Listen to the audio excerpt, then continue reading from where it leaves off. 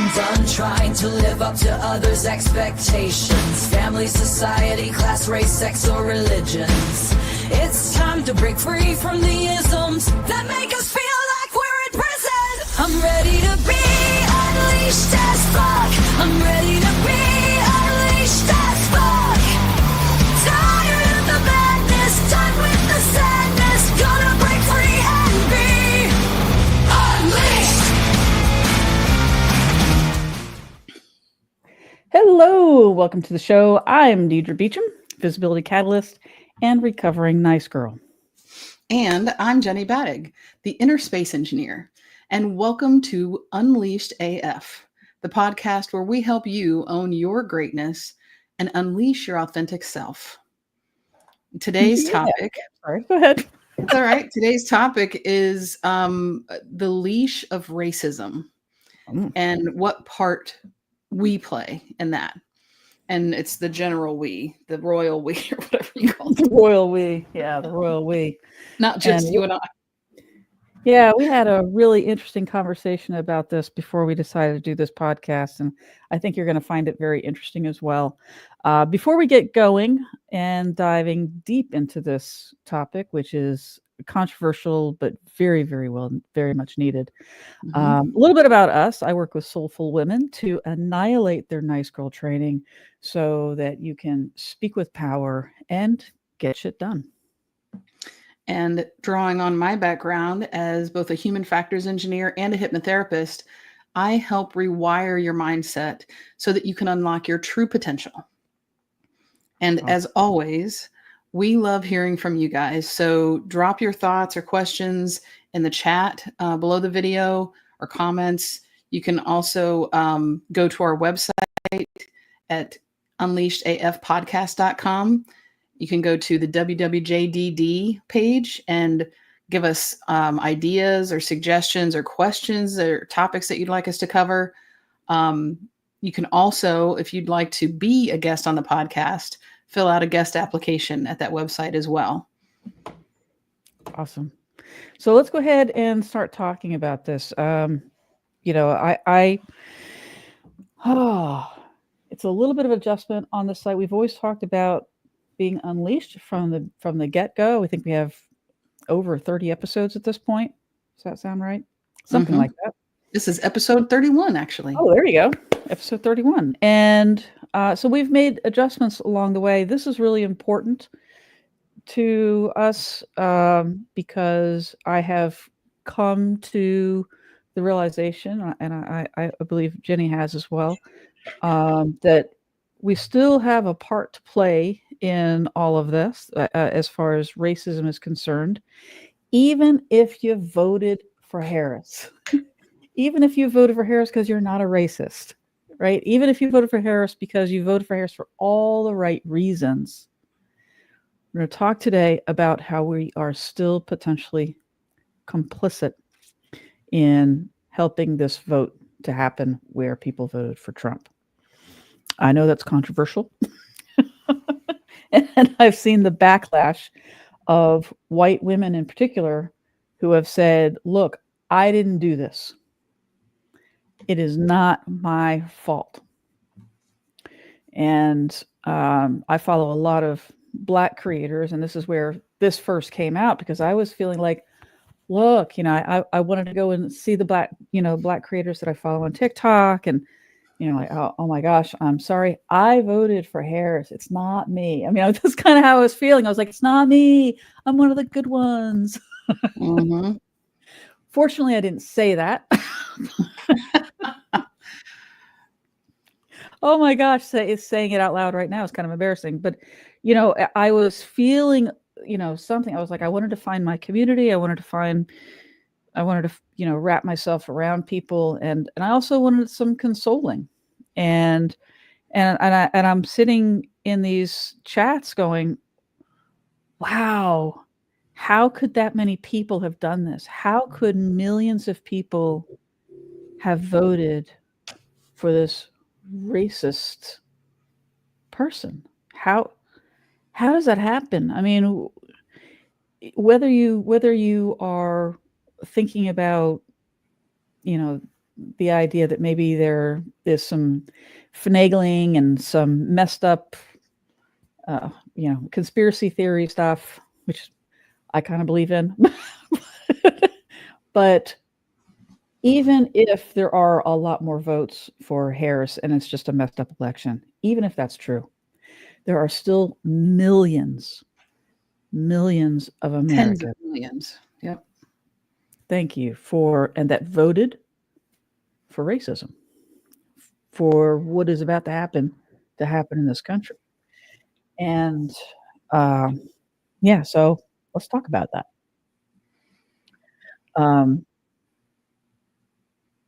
I saw women getting angry in comments, white women, this is white women getting angry in comments because Black creators were like, "We're done with y'all. We're done with you. We don't have anything to do with you. If you're a white person, you're dangerous." And I had a visceral reaction to that. I was like, wait a minute. What did I do? Mm-hmm. I do. And I saw white women just arguing with Black creators going, I voted for Harris. Why are you shutting me out? And the answer I got, because I kept looking for an answer. I just saw Black women going, "We're done, we're done, we're done." And I was like looking for an answer. And as I was looking for one, I got it. And the answer was, look, 92% of Black women, 92% voted for Harris. Less than half of y'all voted for Harris. And meaning white women. White women, yes. And that thank you. And that over 50%. White y'all. That over 50% of white women voted for Trump. What? And then white women are in there going, "Yeah, but I didn't. I voted for Harris." And they're like, "Who cares?" And white women are getting all up in their feels. Mm-hmm. And I did initially as well, but I have gotten to the point, and I know Jenny has as well, that when something happens and we're triggered, we have that kind of response. Instead of just lashing out, we're going, okay, why am I feeling some kind of way? Why did this hit me that way? What's going on inside of me that I have to fix and understand so that this comment doesn't trigger something in me? I need to get to the bottom of it. And I could keep on going. So if you want to jump in here anytime, Jenny, because I could keep on going. Well, I think part of certainly why we felt like this was an important thing to talk about is that we both recognize that there's, I don't know if you want to call it like different levels of racism or different aspects of it, but it's not just a black and white thing, which is, no pun intended. Yeah, but, and a great way to look. I'm sorry. It just, I think, I don't know that we were going to try to jump into this right away, but both of us felt, certainly growing up, that we weren't racist because we didn't feel anger towards, like we didn't want to hurt anybody of another race. We didn't feel angry towards them. We had friends of other races, especially Black. And so we thought, well, we're not racist. But both of us also recognize that we have had our own experience where we go, oh, shit, maybe there is a little bit of racism in me. Because racism isn't only just the violence and the anger and all that kind of stuff. Yeah. So it's like to completely be not racist isn't just about not being somebody who wants to hurt someone of the other race. To really, and you've talked about it in terms of like, if you're the one driving the getaway car in a crime, a robbery or something like that, you're still complicit in the crime. You may not have been the one that physically took the money out of the bank, but they wouldn't have gotten away if you weren't driving the car. Yeah. And that certainly absolutely applies to any woman that has ever been, and men too, but I'm talking about women because we're women. But and that's the big complaint from Black women right now, is that white women have not got their shit together. That we're still expecting them to come and save us, and they're done. They're done saving us. And if you voted for Trump, then you are certainly, even if you didn't want those, you weren't participating in making those policies happen. You don't want those particular policies to happen, and you just think, oh well, he doesn't really mean that, and this is happening. You are still complicit. You are still the getaway driver. For the white women that just stood in the bank and went, oh, look at that, that's scary, I'm going to stay over here. Mm-hmm. And you did nothing to stop that robbery from happening, then you're also complicit. And that's kind of what Black women are saying, is until you fix your people, we can't trust any of you. I don't care how many blue bracelets you're wearing. I don't care how many Kamala Harris shirts you're wearing. We don't trust you. Or we can't rely on you, maybe, is, well, even trust. And the best way that I've come up with to explain that is, and this hit me when I had just seen a whole bunch of this, and then I saw women, because of the your body, my choice thing going around from men. I saw white women coming over and saying, we can't trust any of you men. What are you doing? What are you doing to stop this? What are you doing? How do I know if I'm in a room with you? How do I know if you're one of the good ones? How do I know? So until you fix this, until you stop these men from attacking us, it's all of you. So how is it a different message when we're talking about Black people, when we're talking about queer people? And I can say queer, I am. So, how is that justified? And it's a little messed up. It's all about our centeredness. And I didn't understand this until I started really paying attention to a lot of Black creators, this centeredness that we have. And it certainly is obvious in this video we want to share with you. Do you want to share a little bit about what this video is before we get it started? Yeah, I think both of us have talked about this video before because it made an impact on us years ago, because this is from like the 90s. But it's a really interesting way of demonstrating not only how privilege takes hold and sinks in pretty quickly, but what it's like to kind of put the shoe on the other foot and be one that's not considered in a privileged class. And just hearing rhetoric about, things that really have no basis in fact, but people are just saying it, so you figure it's true, how that can affect how people see each other. So this was a teacher who had done this little exercise in corporations, a bunch of places. She started out as a teacher, went on to do these kinds of exercises in corporate trainings. And the big kind of reveal of what she was doing was when she went on the Oprah Winfrey show and did this experiment with the audience members in the show to point out, to let everybody see it play out in real time, how these people reacted to being treated differently. So instead of judging people by the color of their skin, she decided to judge people by the color of their eyes. And I've seen without telling them, which is fascinating. Yeah. I've seen it said other places that it's really the same kind of chemical in our body that makes a difference in our skin color, that makes a difference in our eyes. So why didn't somebody decide to make it about eye color instead of skin color? Maybe skin color is more obvious. Who knows? Like, who knows why people chose to be hateful towards one another? But it's a really good demonstration. And this is just a small clip that we're going to show here during the episode. But we did post on our Facebook wall or Facebook page a longer clip that shows a lot more of what happened with these people as they just went through this experiment, not knowing they were in an experiment or experience or whatever. So yeah, let's go ahead and show the video and talk on the other side. I just want to let them know that it's going to be just under 4 minutes long. It's very worth it. Definitely go back and watch the full version on our page. Okay, you want to go ahead and show it? Or you got it? Because I've got it. Go for it.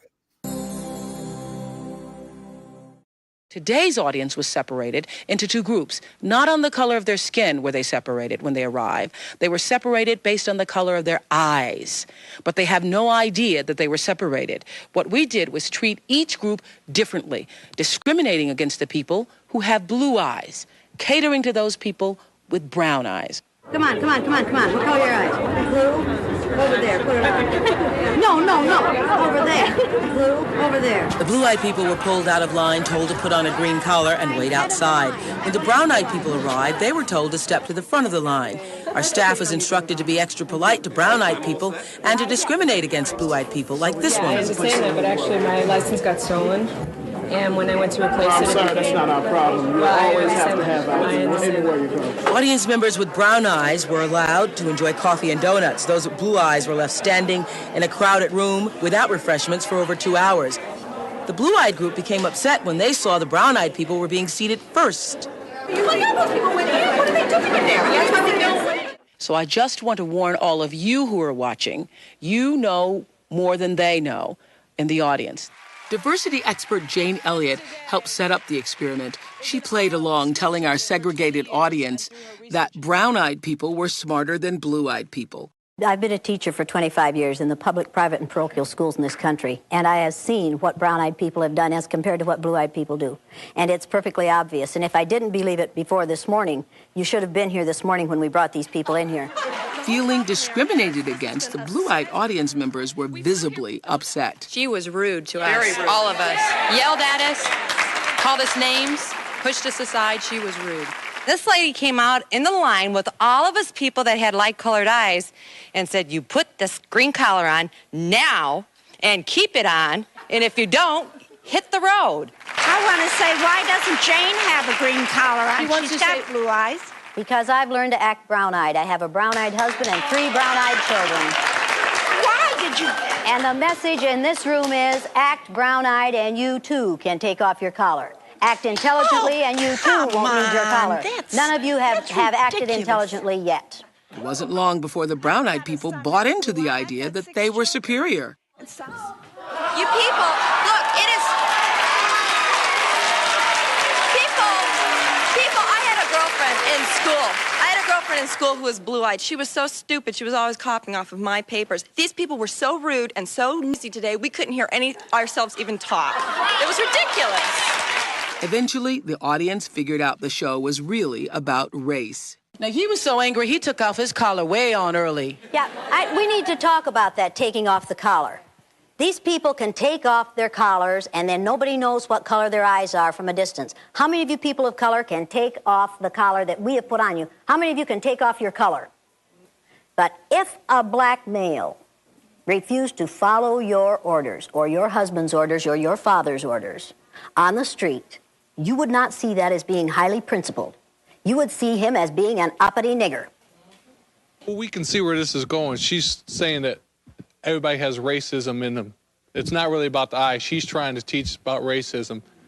But she can't get away from the fact that God created the races, and you are going to be different. You can't help it to be like that. God created one race, the human race, and human beings created racism. Oh, I love that. Wow. Yeah. I love that last line. God, whether you believe in God or not, God created one race. Human beings created racism.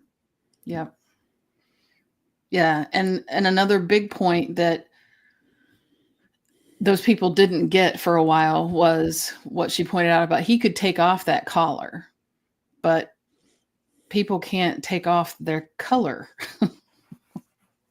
You can't get away from this feeling. And this was all these people had to endure was, I think, an hour or 2 at most of being treated differently. Right. And that was how much they were spun up about it. Imagine it being your whole life And not only your whole life, but ancestrally.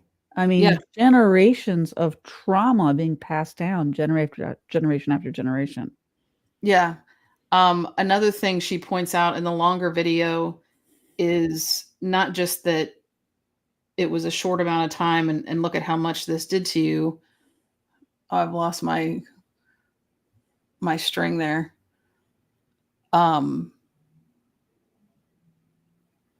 Yeah, I don't know where I was going with that. That's okay. That's okay, because where you may have been going is that, it was just a brief period of time. And look what that, you said about, I know what you were talking about. You were talking about people being able to take off their collar. Mm-hmm. Right. And being able to hide behind that. Isn't that where you were started from? Yeah. And that this was, she mentioned, this is where I was going. She said, and you guys are here voluntarily. You were given the option to leave. Yeah. That's not an option when it comes to racism. Because some people, after she said that, some people said, well, we flew all the way from Philadelphia to be here. Like, well, the plane goes both ways. Like, go on back. And it's not that easy. Just for that little example of they had come there to be on that show and they refused to leave because, dang it, this is why we came here. Yet you would, ask someone who's maybe lived here their whole life and say, well, if you don't like it, go somewhere else. Come on.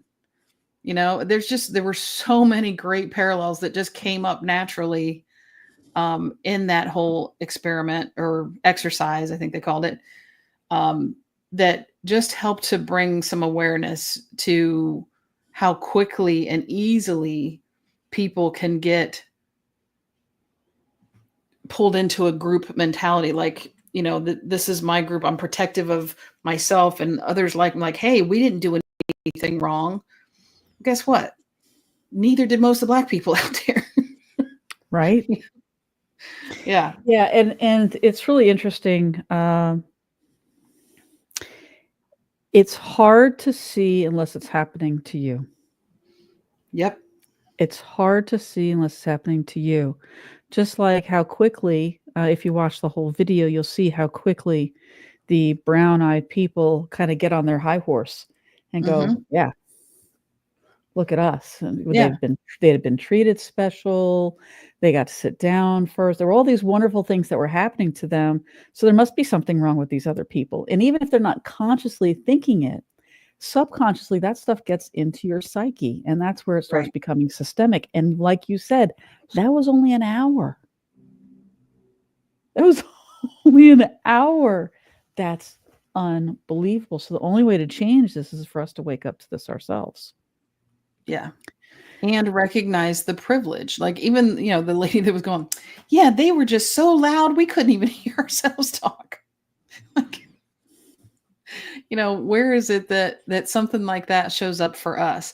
Another really cool thing that she says in the longer version of the video, someone in the audience, I think, mentioned something about United States is a melting pot and blah, blah, blah. They were kind of doing but I'm not racist.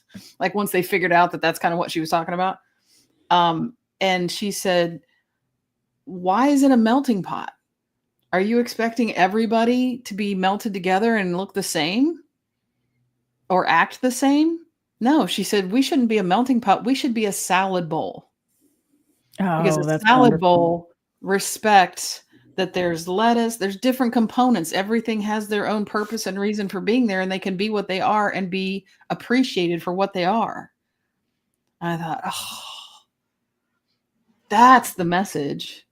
Yeah. We're not a melting pot where everybody melts together and then becomes the same glob, although that's kind of what it seems like they're trying to do. Mm-hmm.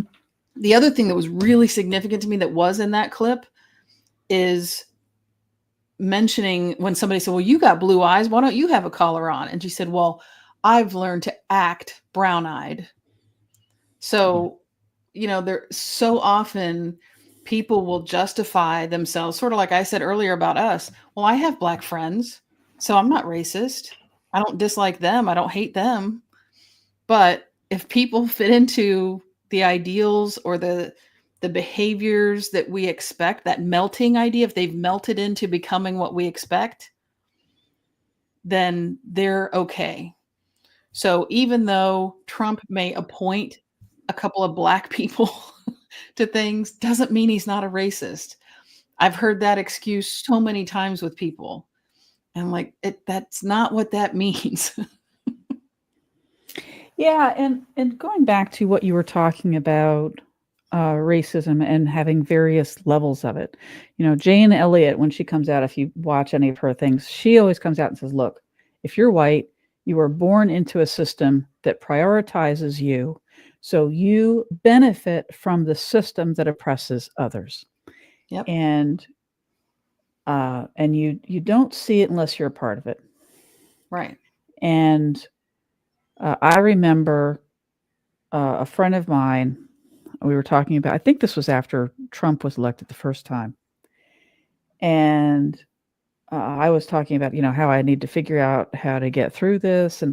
And she says to me, a black woman with her doctorate, she says, you can pass. Just grow your hair out. You can pass. And she was saying it kind of like angrily. And I was like, well, sure, I could. And she says, yeah, you could. He's your boy. I'm like, he's not my boy. What are you talking about? He's my boy. And she's like, just saying. There he is. White women voted for him. And we did again. And when she pointed that out, and she was like, you know, you can grow out your hair. At the time, I was like, I wouldn't do that. And she's not talking about me. And I had to do so much deconstructing and realize, oh my goodness, what haven't I done? I haven't stood up when somebody in front of me has said something racist.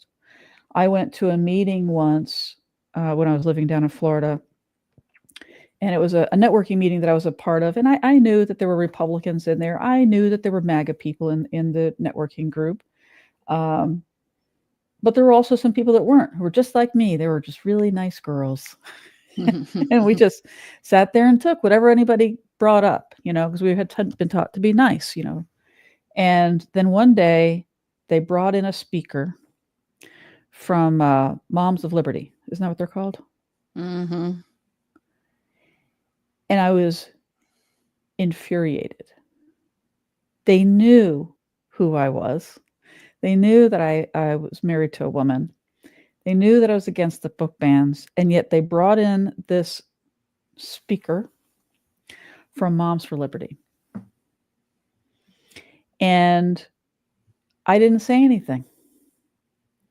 There was everything in my body was saying, leave, leave, leave, demonstrate that you are not going to be a part of this. Say something or leave. And what did I do? I sat there. Am I part of the reason Trump's there? Yes, because I have taken no responsibility to be active other than performative. I wear short hair. You know, it's performative. Is it activism? Sure, if that's all I can do, if that's all I'm capable of, but I am capable of so much more. Mm-hmm. I am capable of saying no. I am capable of stopping something from happening. I am capable of making sure I'm defending myself, but most importantly, defending those around me who don't have the voice and the privilege that I have. And if I'm not doing that, I'm as much to blame as the person who voted for Trump. And that's what we have got to understand. And I know that's going to piss some people off. I don't fucking care, because we have to do something. And I think we still have the ability to do something, but it's going to take people, but specifically white women, to wake the fuck up and figure out how you contributed to this and how you can stop contributing to this. Yeah. And if you're already doing all the things, I'm not talking to you. Stop sending her yourself. Okay. I don't want to hear about it. I don't want to hear about all the things you're doing. Don't care. If I'm not talking about you, I'm not talking about you. But if I am, do something about it. Yeah. Read. Think about how you can raise your level of engagement or your level of activity to kind of the next level or a few levels up if you haven't been doing enough really. And it takes some soul searching, I think, and some independent observation, kind of being able to look at yourself and go, gosh, what am I doing enough? What have I done to stand up for Black rights, Black women's rights, you know, in general? Sometimes it could be just standing up to someone who is being openly racist. Like you said, the example of when they came into that networking group and we're talking about book bans, a level up from what you did would be to stand up and say, I don't support this. I'm not sticking around for this. Exactly. Yeah. and it could be that simple. I wouldn't have been attacked. Nothing would have happened to me. Right. But it would have, in my trappings of being a nice girl, which I've fought like heck to get out of. I just fuck a few minutes ago, and I'm talking about heck. But you know, it's sorry, I forgot where I was. You know, and that's the crazy thing about ADHD. Just right in the middle of a sentence, I got distracted by laughing at myself. Well, you were talking about getting up and leaving if you would have gotten up and left that. Yeah, nothing would have happened to me, but it would have felt weird at the time. At this point, I'd be just like, fuck this. I'm out of here. I don't agree with this. I'm out. But at the time it felt so huge. And why? Because we've been taught that you're not supposed to confront people. Right. You're not supposed to. You're just supposed to be polite societal rules. Don't talk about race, religion, politics. Yeah. We don't need stir to. the pot. We have to stir the pot. Give me another one. No, I'm don't what's the other? Don't knock a hornet's nest or something like that. Don't. Oh yeah, we need some hornet's nest sound. And here's the thing: I truly believe it's more than half, but it pretty damn close to at least half of this country does not want Trump in office. And if we truly believe that, then we need to do something now and stand up and do what we can. Okay.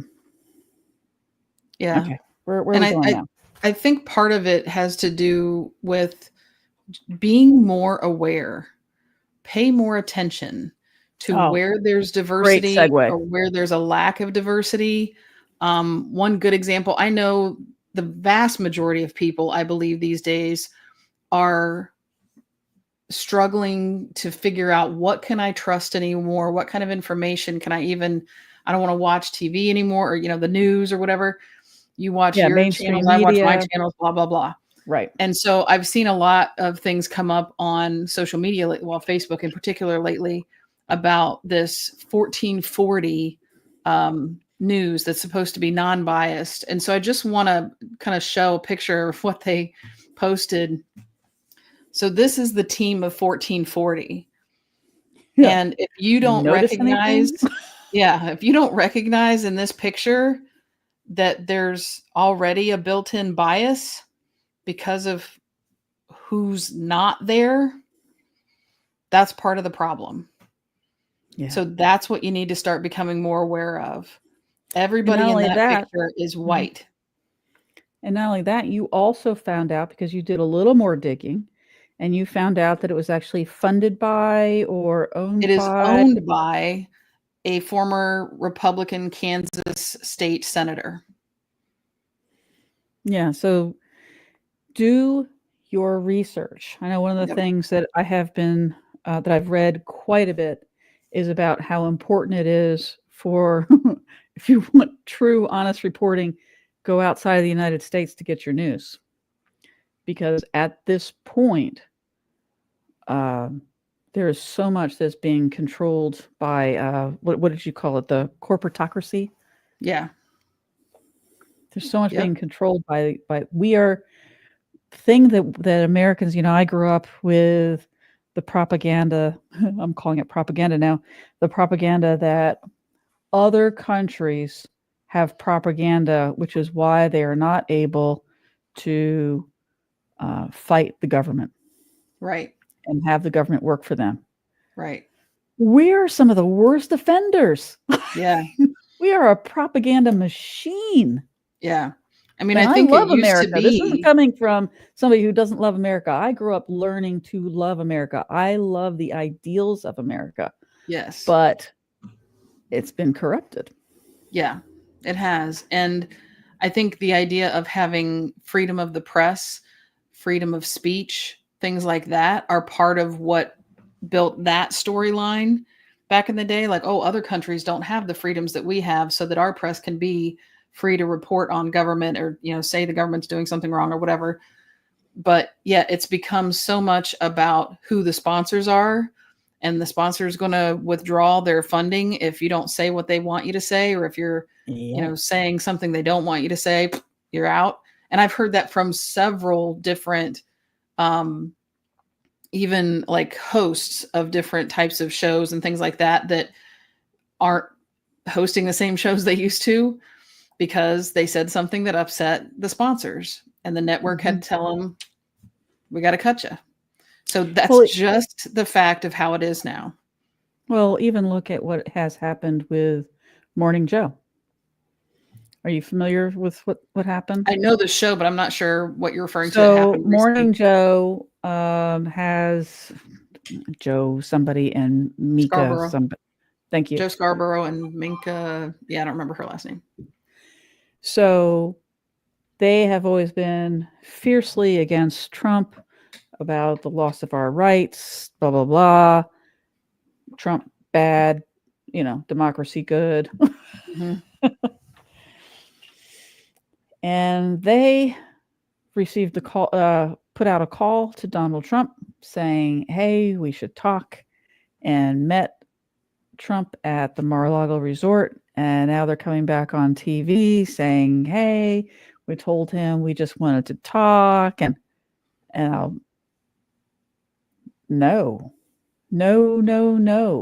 Because what the feeling we're getting from them now is that Trump, we can work with Trump, which means they're bought already. That's not true journalism. Right. Because they are now, we believe that they went, and we're not the only ones. There are a lot of people that believe this, that they went out of fear for losing or being a target of Trump once he gets into office. And so in order to keep themselves safe from being targeted, they are now attempting to work with him to not be an enemy of the state. Yeah. And the biggest problem with this, and I think we mentioned this last time, and I'll probably continue referring to it, is that it's the number one rule of how to fight fascism is you don't give over power before it's requested. Most power to authoritarianism is freely given. There's no fight. People asked, I know that when I was reading The Boy in the Striped Pajamas and learning about the Holocaust, I know the most often question asked of the teachers was, why didn't they fight? Why didn't they fight? There were so many more of them. Why didn't they fight? So what are we doing right now? Because the parallels to Germany are terrifying. So what are we doing?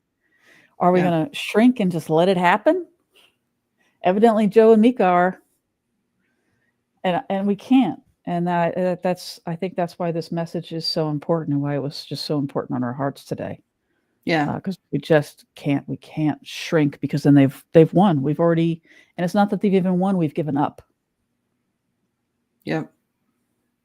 And I will say, it was somewhat humorous to me, also a little sad, but they're funny, to see the opening for SNL, the first show after the election.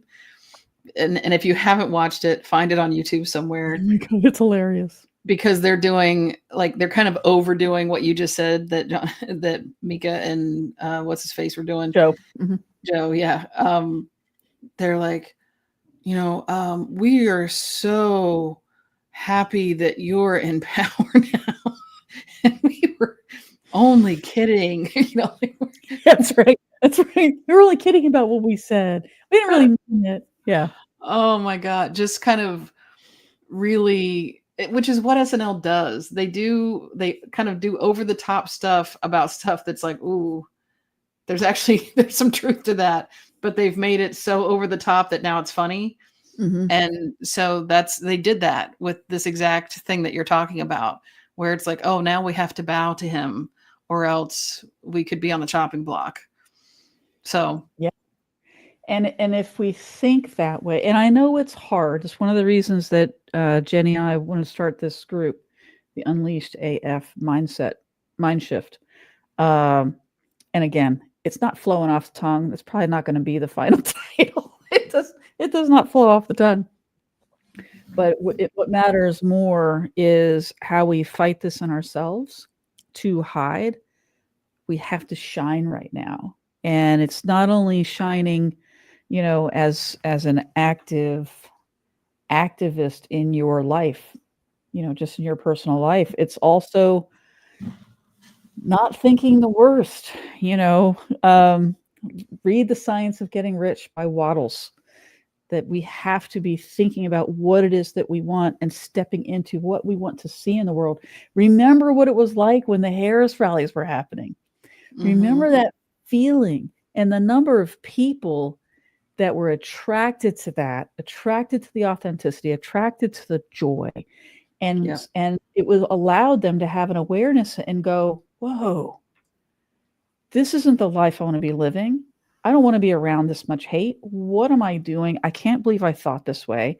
And they were coming over to a more progressive, loving side and saying, I can't believe I thought this way.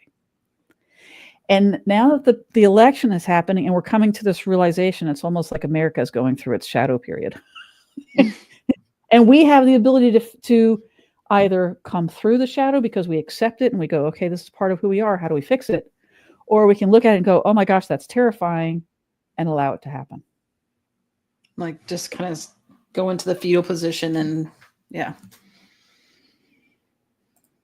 And, another thing, as we are talking about different ways that we can try to stand up and take more action or be more active against racism is even in just conversations we're having. There was an example of a conversation I had with somebody that I've known for, 30 years, probably. More than that, actually. This is awesome. I'm so glad you're bringing this up. Yeah. This is somebody I've known for a long time. And he commented on, I had shared the video, which has now been taken down on most of social media, of the group of people dressed as Nazis walking down a downtown street, a high street in Columbus, Ohio, in Short North, which is sort of the LGBTQ friendly area of, lots of bars and stuff like that up there, just up the street from Ohio State University. And this was within a week or two of the election. So I just shared that video on social media simply saying, this is why it's important to consider the character and the ethics and stuff like that of the leaders that we elect, because it enables people like this to feel like they can walk around in broad daylight showing off their swastikas and stuff. And by the way, just doing that is activism. Just doing that. But please continue. Right. I wasn't being argumentative about it. I was just explaining this is what we're talking about. And so one thing that this guy commented was, I can't believe, and he's Puerto Rican, so he's not white, he's not of the privileged white class, but he said, I can't believe that these crazies are still out there and that anybody in the world at this point can think this way based on everything the world went through, back with Nazi Germany.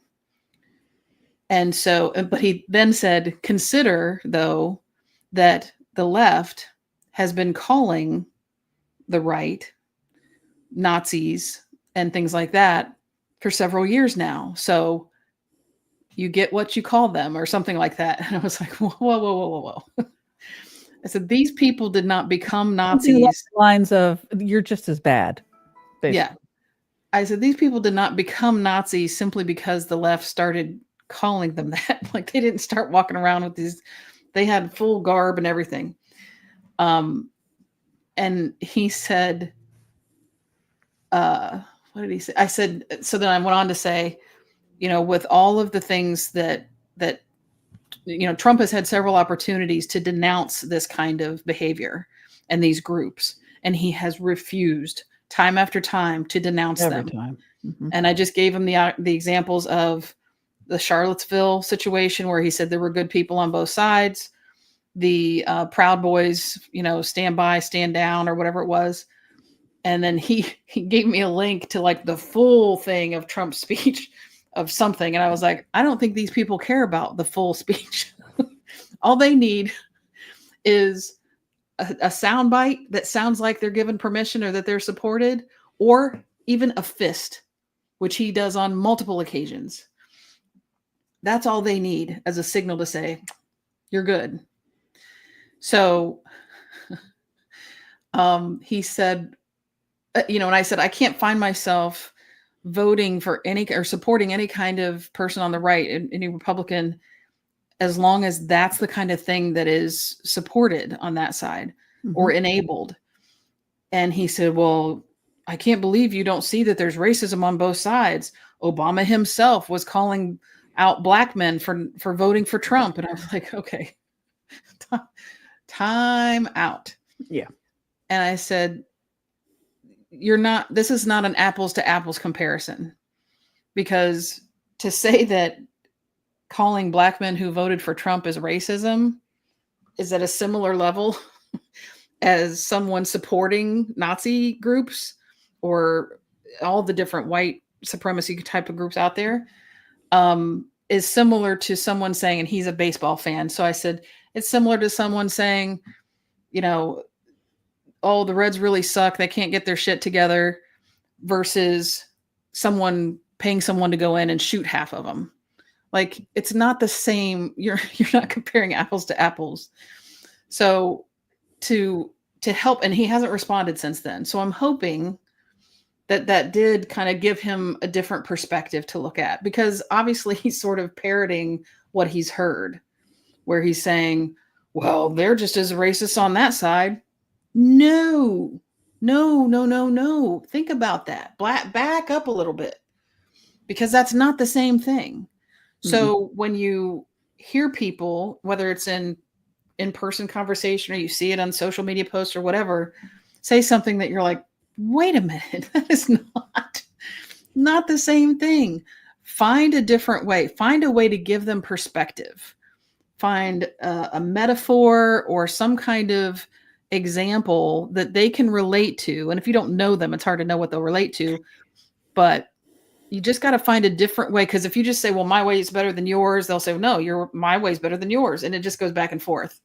But if you throw some different perspective or different context out there, sometimes that's what starts to make the crack. Where yeah, and again, we're not talking about every single person going out and being a full-on 100%, well, I'm going to stand on street corners activist. Okay. Right. But what we are saying is we are right now under the control of a corporatocracy. I love that you found that word, corporatocracy, in addition to just some inherent, let's say, let's talk about, the oligarchy, right? The very, very wealthy. And the national Christian nationalists, right? Because religion is a huge part of this. And with that in place, I truly believe we still have time. And again, it's not necessarily, it's your strength, whatever your strength is. There are people that are lawyers, they can go and gather names and do what lawyers do. if it's a matter of just standing up and being who you are and being visible in public. But work on healing. If you work on healing very quickly, figure this out. Figure out what your part is. How can you fight it? Right. I truly believe that we can make a difference, because it's not a fascist, authoritarian country yet. We're Right. close, but we're not there. And if we all shine, if we all come out and shine and fight this, fight for our fellow Black people, fight for our fellow LGBTQIA plus community, fight for people of color, fight for trans people, but because we're human, you don't have to agree, but don't stand idly by while the Holocaust happens here in America. Yeah. Right now, we all have the opportunity to know what we would have done in Germany, not because it's a hypothetical, but because it's happening right now. You know, people said, Right. to the Jewish people, why didn't they fight?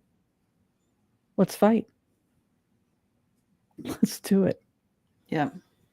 Yeah. And can I just, since we're throwing around a big word, a new vocabulary term, can I kind of read off a definition of corporatocracy so people understand? Please. Mm-hmm. So what I found as a definition of corporatocracy is it is an economic, political, and judicial system controlled or influenced by business corporations or corporate interests.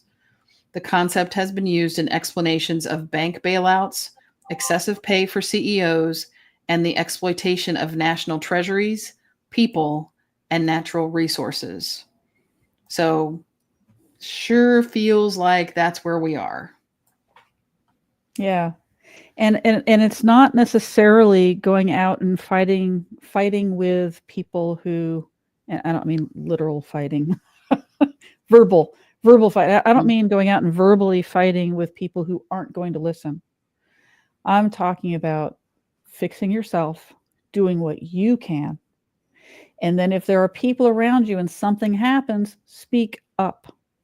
Yep. Say something. Protect people. Care about people. There are more of us that care than people that don't. But you take action and show it. Yeah. And that kind of brings up something just popped into my mind as you were saying that.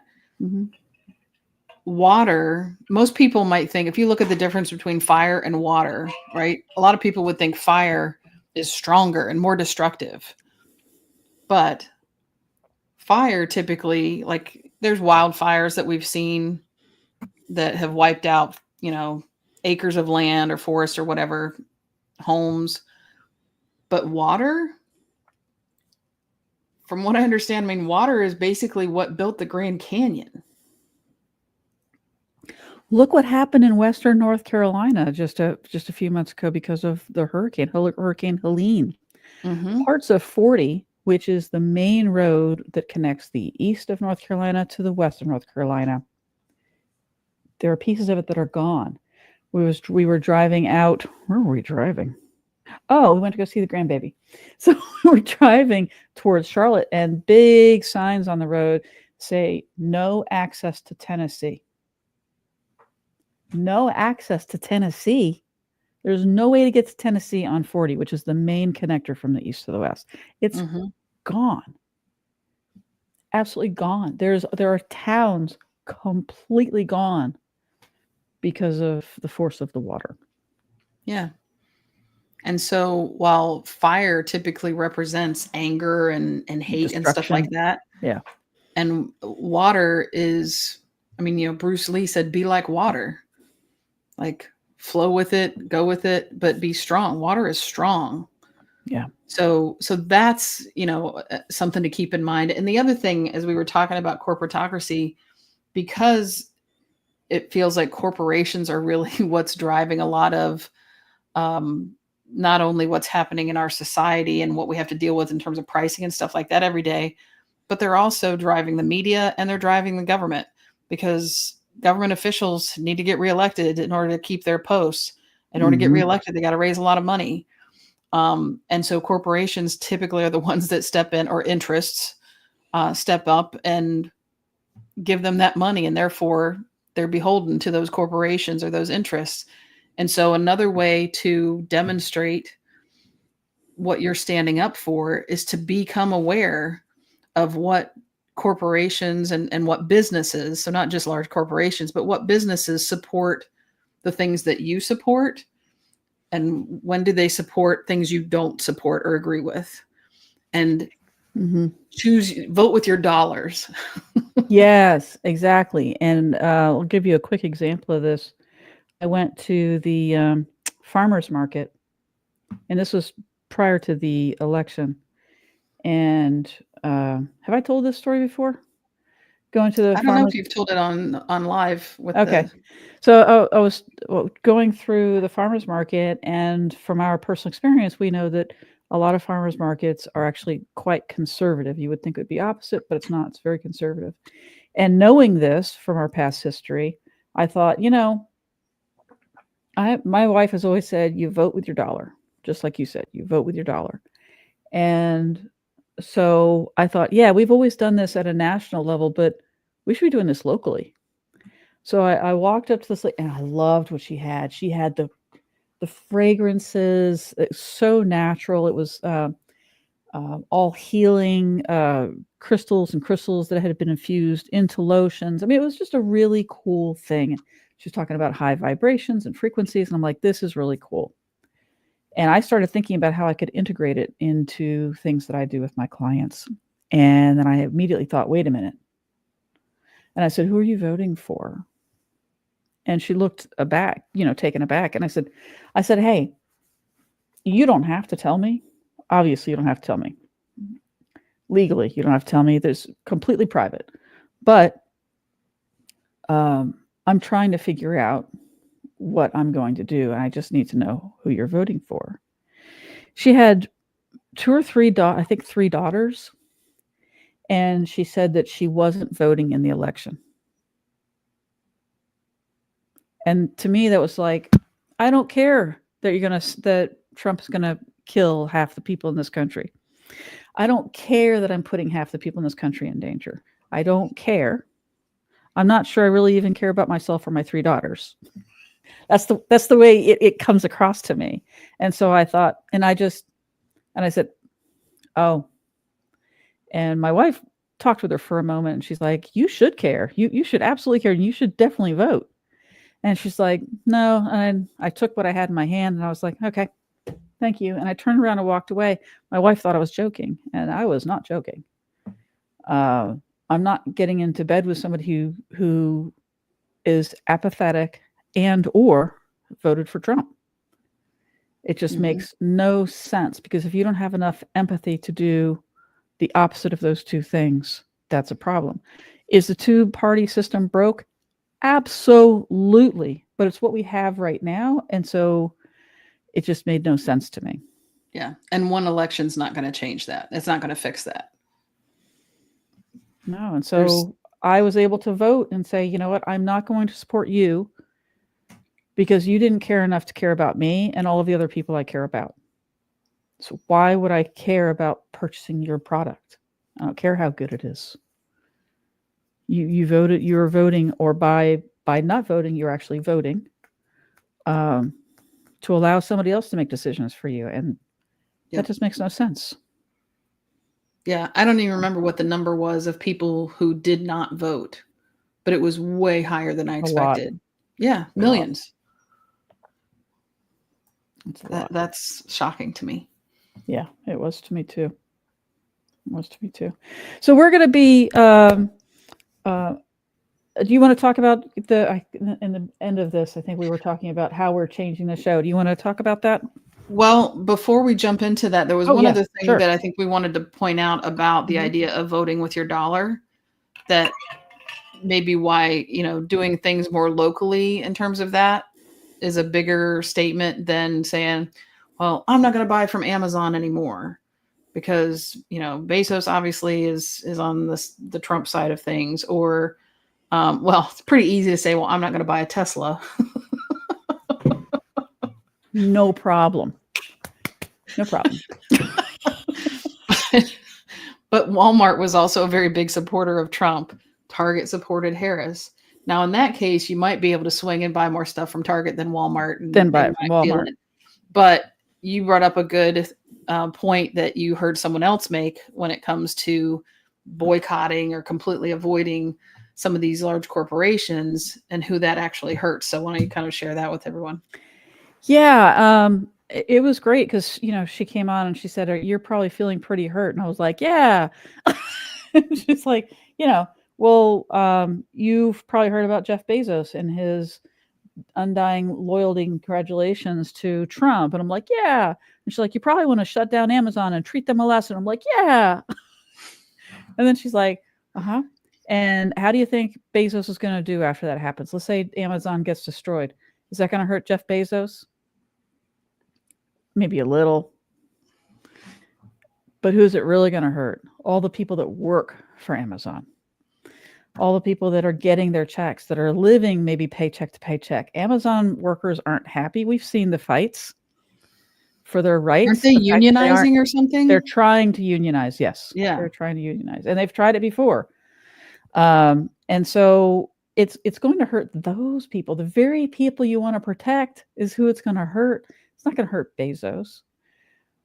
So it's hard. I mean, you have to make decisions that are going to help you, but it's a much more convoluted issue.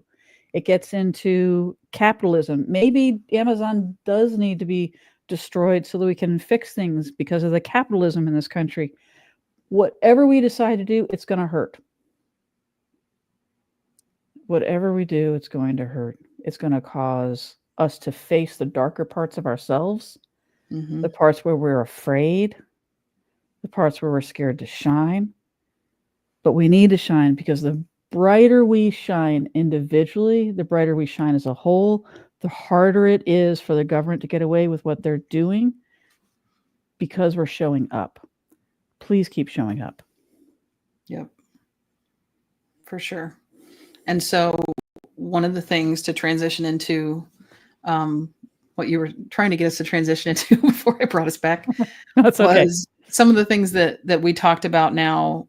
We are shifting our focus. We'd kind of come up with a list of titles for several months in advance. But because of what's happening now in our country, we feel like it's important to kind of reassess that. And so today was kind of the beginning of that in terms of focusing on this leash, the leash of racism, and how it is still very prominent. And, you know, to say, I think there was one spot in the larger video of that blue eye experience or exercise where someone mentioned, yeah, but you can hold a job. You know, there's no racism in this country. You can have a job. You're free to own property, blah, blah, blah. And I'm like, okay, you're talking about slavery, not racism. Yes, Black people are able to own homes and stuff like that now. So they're not still stuck in a slavery type of situation. There's other types of slavery that I believe are still pertinent today. Oh, they are absolutely still happening. That's a whole other thing. Yeah. But so we're going to try to, you know, each episode for the next however many weeks it takes before we get through all the pertinent leashes that we want to focus on a different leash, basically, that is, you know, is holding a group of people back and is probably not going to be in favor in terms of the new administration, so that we can bring more awareness to it, and because awareness, like we said, you know, I would imagine a ton of people have seen that picture of the 1440, like we are 1440, look at our team, and didn't think a thing of it. Oh, look, oh yeah, that looks like a good team. We need to be more aware of where there's not just segregation, but privilege or grouping, you know, a lack of inclusivity or a lack of diversity. Yes. So that we can also be aware of the bias that is likely involved. in that group. So, and we can call it out or not support it or however we need to go about it. So each week we're planning to focus on a different aspect of that. And next week, I think we decided we'll talk about the patriarchy, that structure. Yeah. And as we're going along, if there is a subject, for example, we talked about racism today. I don't think we're done talking about it. We'll probably bring it up in other ways, in other topics, because it is such a huge, so much bigger of a part of America than I realized, even though Black people have been saying forever, America is racist as shit, fix it. Now we're seeing we are. We absolutely are. How do we fix it? How do we get the systemic racism and the bias out of us so that we stop reacting and start doing now? I'm gonna do it now. Yeah. So thank you so much. I'm super proud to be a part of this with you, Jenny, because it certainly does put us on the front lines. And I truly believe that we can make a difference. Absolutely. And you guys can make a difference too. And so that's why we've set up a support system and be rolling it out in December. And just get in touch with us. Everybody is going to be completely vetted. I think we have about 15 people right now that I have on the roster to give a call to and start the vetting process. So just let us know if you're interested in learning more, and we'll get in touch. If you enjoyed today's episode, is there anything else you want to talk about, or are we going to go ahead? Let's wrap it up. Okay. If you enjoyed today's episode, spread the word. Subscribe, follow, share. And we are not interested in your hatred, but if you are, they'll just be deleted. We'll just delete the comments. But if you are on the side of, I'm interested in what you're saying, but I'm scared, worried, or I don't quite understand how I'm involved and I want to learn, you are more than welcome to ask questions, be a part of the conversation. We will happily discuss whatever you'd like, but if you just want to come over here and do hate, we're not going to do that. We're just going to delete your comments. Heck, we might take pictures of it and do some videos about it, but we are not going to have arguments with you online, and we're going to ask our viewers to also not argue with them.